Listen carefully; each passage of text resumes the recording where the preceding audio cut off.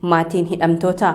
Qondaalonni adda bilisummaa Oromoo olaanoo turtii waggaa 2 fi 3tti tilmaamamuuf Komishinii Poolisii Oromiyaatti hidhamanii mana murtiirraa ittifamuun dararaa keessa jiraachuu yeroo adda addaatti gabaasaa turuun keenya ni yaadatama. Muhammad Fantaallee gabaasa dabalataa akka armaan gaditti dhiyeessa. Qondaalota ABO hedduutu hidhaachii argama. Isaan keessaa obbo Abdii Raggaasaa walakkeessa bara 2020 Komishinii Poolisii Oromiyaatiin kan ukkaanfamanii hidhaman.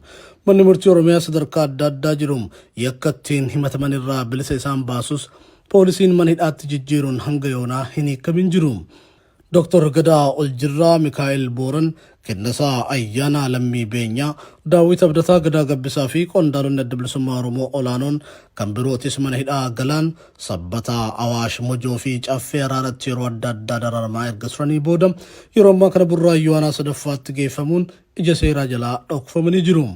Maatiin qondaalota adda bilisummaa Oromoo OMN dubbise akka jedhanitti manni murtii olaanaa Oromiyaa fi waliigalaa marsaa adda addaatiif hidhamtoota kanneen bilisa baasuun akka hiikaman ajajus poolisiin ajaja mana murtii diduudhaan bakka isaan itti hidhaman jijjiiree jira. Yeroo ammaa kana ammoo mana murtiirraa ittifamuun erga qajeelcha poolisii Burraayyuu Aanaa sadaffaa galfamanii abbaa alangaas ta'ee manni murtii akka quba isaan hin qabaanne taasifamee jira jedhu. Dhimma kana ilaalchisuun maatiin dhaabbilee dhimma ilaallatutti iyyannoo dhiheeffatanis deebii quubsaa akka hin argatin jiran himanii torban dura komishiniin mirga namummaa Itoophiyaa waa'ee isaanii ilaalchisee ibsa baasus dhimma isaanii wal qabatee jijjiiramni lafarratti mul'ate akka hin jiraanne dubbatu. Qondaalonni ABO kunniin dhibee wal fakkaataa dhukkuba tiruutiif saaxilamanii rakkachaa jiraachuu kan himan maatiin qondaalota kanneenii obbo Abdii Raggaasaa mana hidhaa galaan irraa erga gara Burraayyuutti dabarfamanii dhibeen kun isaan qabu Oromiyaa miidiyaa neetworkitti himan.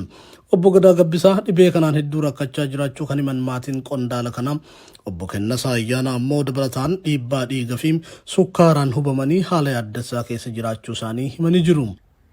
Egaa nuuni akka maatiitti dhaabbata kanatti komii dhiyeeffannee turre. Komii sana irratti nuun deemnee komii dhiyeeffachuu malee deemanii gaafataniiru hin gaafanne waan jedhu quba waan qabnu hin qabnu garuu ibsuma isaanii irratti waan argine dhagaa deemnee hordofne kan jedhu kan argine malee nuuni komii dhiyeessine irraa akka maatiitti dhaamsallee kan nuun dhaammannu uummanni illee waan sana quba qabaatee dhiibbaa akka inni uumu karaa adda addaa akka inni irratti hojjetamudha jechuudha. Gama maatiitiin wanti nuun jechuu dandeenya.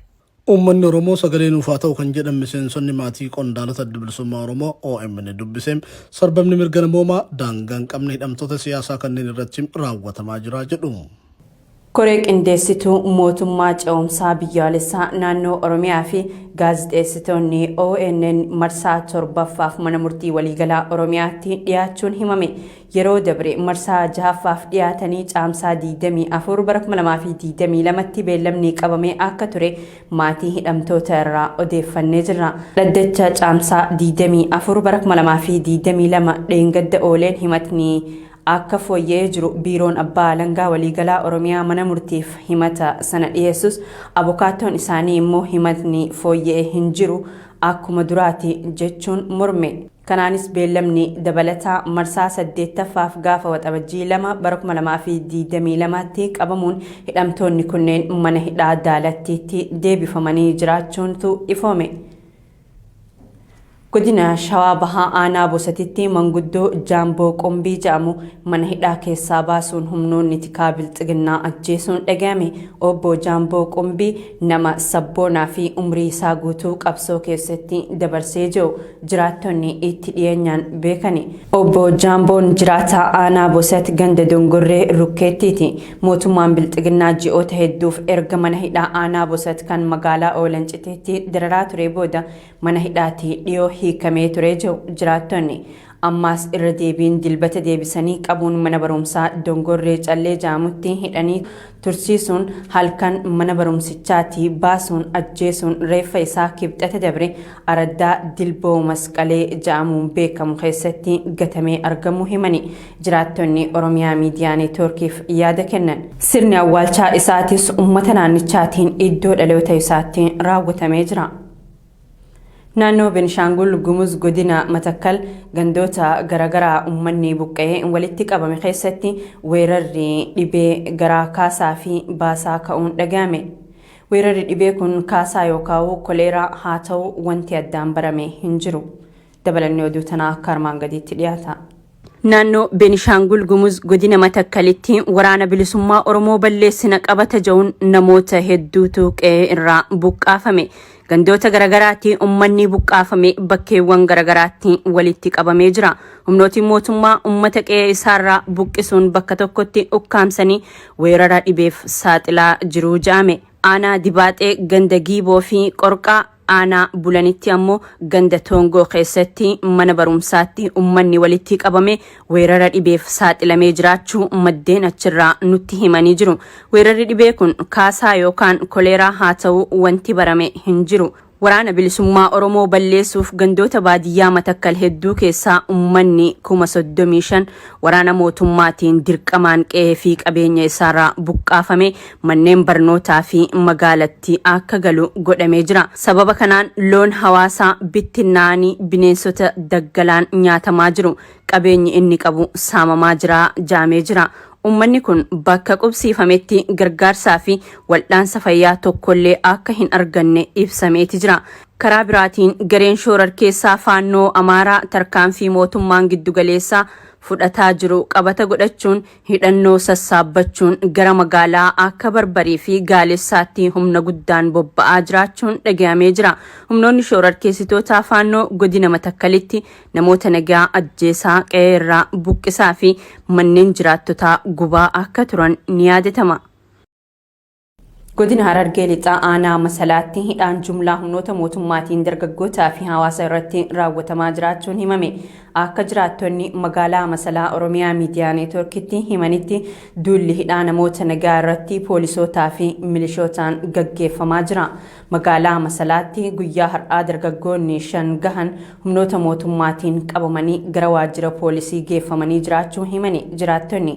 Hidhaan kun guyyaa kaleessaatis magaalaa Masalaatti namoota gabaa dhaqan badii homaatu kanneen hin qabne namoota daa'imman waliin jiran maatii hidhuun daa'imman hedduu kophaatti hambisuutu himame. Duulli hidhaa dabballoonni PP aanaa Masalaa humnoota aanichaa waliin gaggeessaa jiran kunis guyyoota 3 dabre kana kan hammaate ta'uu kan himan jiraattonni dargaggoonni galgala maatii bira buluun sodaa tahee jiraachuu himanii jiru. Kana malees erga baatiin Ramadaanaa dabartee booda abbootiin amantaa fi dura buutonni masgiidota sababa garagaraatiin barbaadamuun doorsifamaa jiraachuu odeeffannee jirra. Faawundeeshiniin gooticha Oromoo Koloneel Aliyyii Cirrii ummata Oromoo sababa hongeetiin godina Baalee aanaa Dalloo Mannaatti gadadoo cimaaf saaxilameef deeggarsa taasisuun dhagahame. Deeggarsi kun kan taasifame jiraattota aanaa Dalloo Mannaa ganda Cirrii Waraabootiif ta'uu odeessi Oromiyaa Miidiyaa Neetwork dhaqqabe ni mul'isa.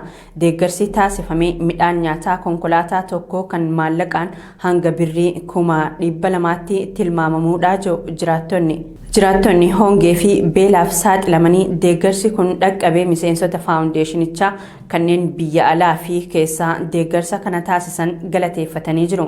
Faawundeeshiniin kun erga hundeeffame waggaa tokko guutee jiraachuutu ibsame. Baqattoonni Oromoo biyya Somaalilaand magaalaa Hargeysaa keessa jiraatan dararaan daangaa dabareessi nurratti raawwatamaa jira jiru.